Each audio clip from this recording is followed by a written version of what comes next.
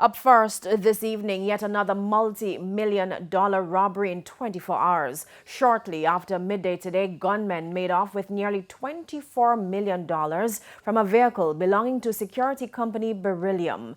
The incident happened in Rawlington Town, East Kingston. According to reports, 4 security guards were traveling in a Toyota Probox, which developed mechanical problems on Jackson Road.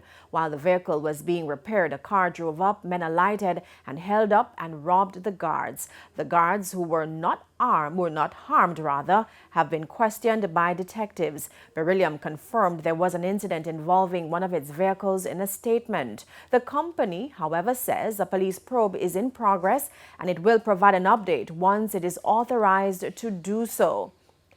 Now, this incident comes a day after robbers stole a vault containing more than $10 million from the Western Union outlet in Aracabessa in St. Mary.